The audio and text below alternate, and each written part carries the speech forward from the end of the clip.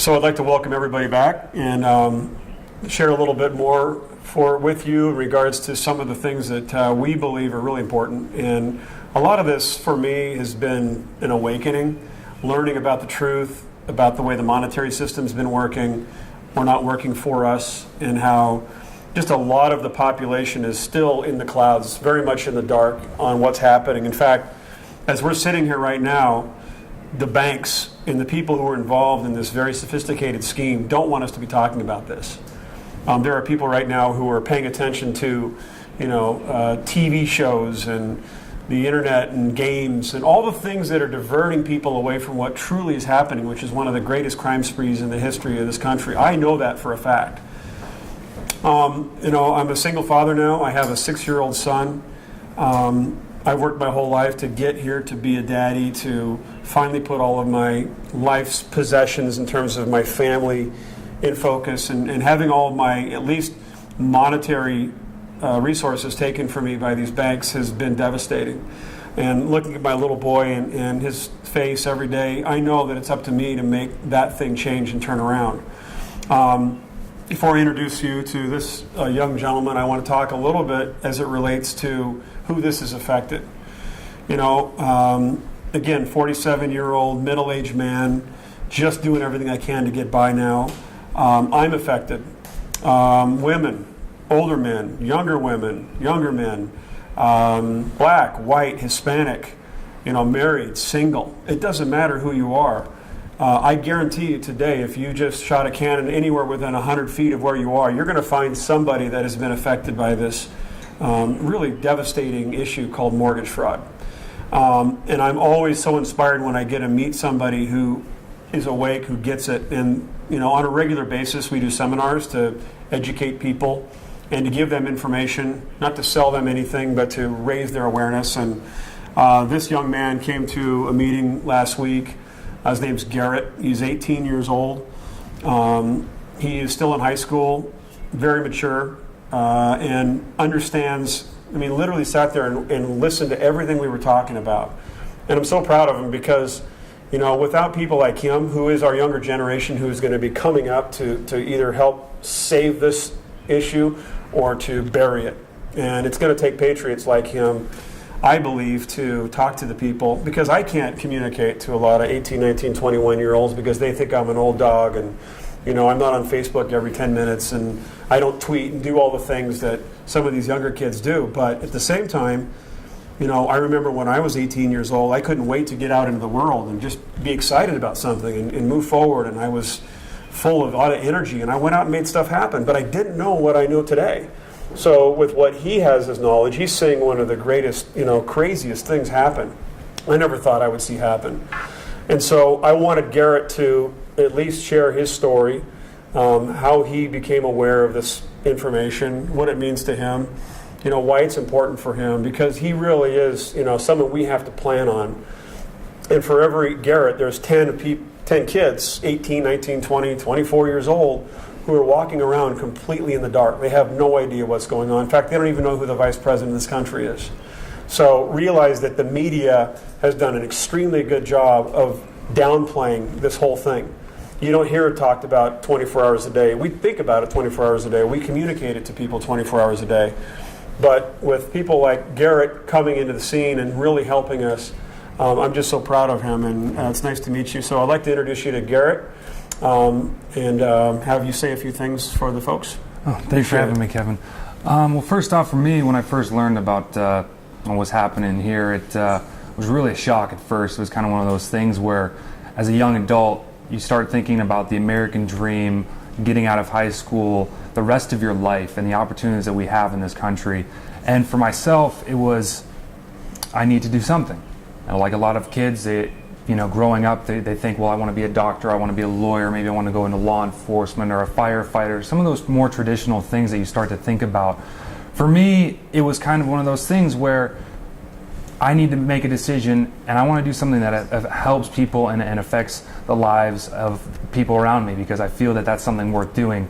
And it was the first semester of my senior year when I was in a class called Literature That Inspires, and the teacher who taught that class really was just that, someone who inspired. And she gave us a project for the entire semester, and the project was do something that's going to be effective and is going to change something. And when I was sitting there in that classroom, I thought to myself, what gets me going? What can I do to raise awareness and to help other people? At the time, the elections were going on in the fall of 2010, so I thought, why not do a project on voting and youth voting specifically? So I assembled my group, I assembled my team of little warriors, and we were going to go march out and make this documentary for this class on youth voting. And at the start of that project, in the brainstorming process, we started putting ideas together and said, why is voting important? What's underlying here? And how does this affect us more specifically? And when you're talking about youth voting, we thought of such ideas as, well, let's get to know the kids behind this. Let's get to know the young adults who are now on the precipice of turning over from, I'm in high school with the training wheels on, to now the training wheels are off. This is real life. I'm a citizen of the United States of America. I have certain responsibilities and things that I need to take care of to do my duty and live a successful and prosperous life. And so we kind of took that hill from training wheels to 18 years old to now I can register to vote. I can sign up for the selective services. I can basically make decisions that are going to affect me for the rest of my life and people around me in my influence circle. And the first thing we started to think about was, okay, let's get to know these kids. And the questions we brought up were, what are you most excited for when you're 18? And I could probably say that the viewers who are watching this might have a general idea of what you were excited for when you were 18 years old. And I know personally for me, it was just that sense of responsibility of knowing that now I have the chance to make my impact on that American dream, and I have the shot at going out and doing that. And for me, I really saw that was what it was. And from that documentary and the experience of doing that, I really got a firsthand opinion of and a firsthand view at what was going on with the youth in America, especially within my demographic and the school around myself that I've been surrounded in for the last 4 years. And the answers were kind of shocking. It wasn't, I'm excited to vote, or I'm excited to do something that involved, doing stuff to benefit you in the future. It was more along the lines of, I'm excited because now I can legally buy cigarettes, and I can now go to the casino down on the Indian reservation. It was along those lines, and to me it was kind of, well, wow, what, really? You're not even thinking about voting in for kids. It was the last thing on their mind.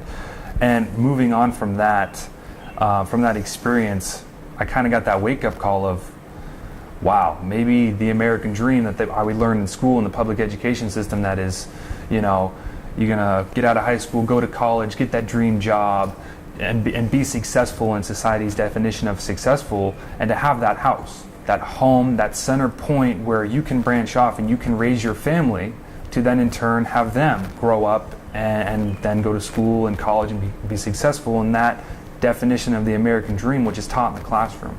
From the baby boomer generation of the house with the white picket fence, so to speak, has really fallen into turmoil and has really been lost for my generation.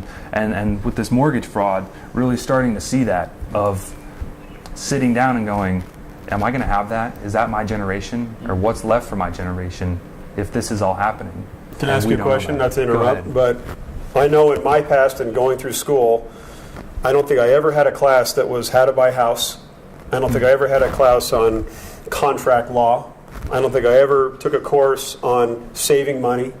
I don't think I ever took a course on sharing money, and I don't think I ever took really a course on how to wind through the whole tax. And because if you think about it today, it's 2011. We've got so much oversight by governments and the tax laws, and it's illegal to do this, and the police, and there's so much happening. And so, in school today, are you learning any of this stuff? Well, Kevin, yes and no.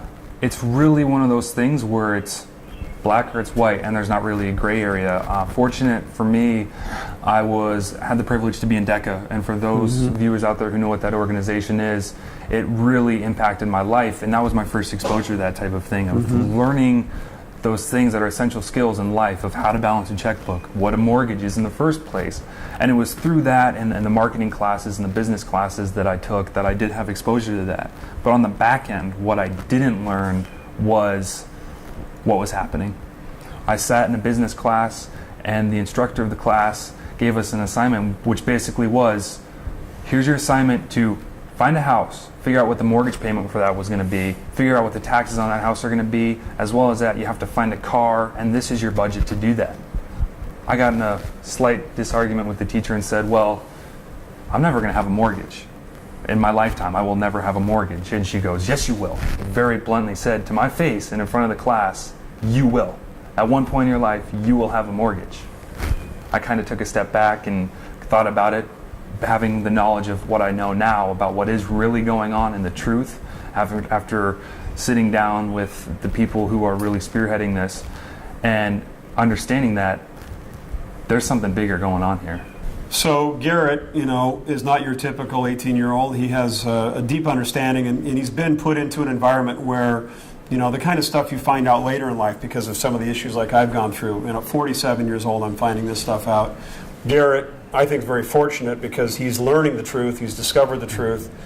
And I'm going to let him, if you could, just explain a little bit how you were able to come up with some of this information, and then, back talking with your teacher, why were you so committed to the statement that you were never going to get a mortgage because of that information? Mm-hmm. So if you could just explain that to him. Well, Kevin, I've been very privileged to have the opportunity to observe and see what's going on firsthand because of the work of my mother, who works for RG Forensic Solutions, and it was through that experience and those experiences with that and the firsthand sight of what was actually happening and going to and observing these court cases and seeing the emotion that runs through herself and the people that she works for when they get these cases on their file that affect real people.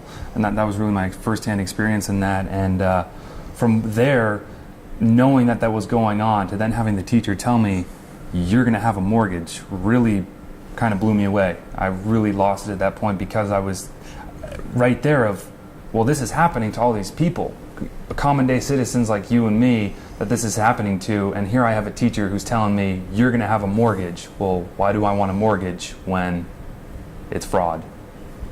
There was a time, and my parents are still alive. My dad's 87, my mom's 85. They've been married 67 years. And they told me that, traditionally when you buy or sold a home, you always dealt directly with the seller. It wasn't up until about 40, 50 years ago that the banks somehow got themselves in the middle of this and created this paper, this money out of thin air, this fiat capital, where we had to go to this third party to get money that really doesn't exist to be able to pay the original seller. Mm-hmm. And then they took our signatures and they've essentially monetized these securities all behind the curtain without us knowing about it. And we're the beneficiaries of what? The fraud. Mm-hmm. They're the beneficiaries of really taking the money. So I guess a direct question or more pointed question is, do you feel like the educational system is pointing people in a direction to keep them away from this information? Definitely, without a doubt. I feel very strongly that that's what's happening, because I'd like to believe that everything that I'm told by these people who are in a position of power is the truth, but that's just not true. Unfortunately, it isn't true. So then I guess in closing with you, Garrett, because you got the fire in your belly, mm-hmm. and you're just like us. You just happen to be a little younger and a little better looking, and you've got a future ahead of you. What do you want to do? What do you want to do to tell people, young, old, married, single, whatever? What is it that you would like them to know about what we're talking about today that you believe they could take to bed, and to really just let them know, time to do what? Well, first off, it's time to switch. This country was established as a government for the people, of the people. We need to stand up as the people, because we really do have the power to stop this in its tracks and switch directions and go back and really fix the issues that are taken in. And I'd really encourage everyone out there who's going through this to have some courage, because you're not alone in this issue.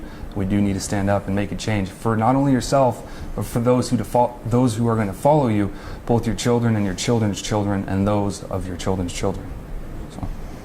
Thank you so much. You're very proud to be here with you, and keep it up, making us proud. Thanks for having me. Thanks, Garrett.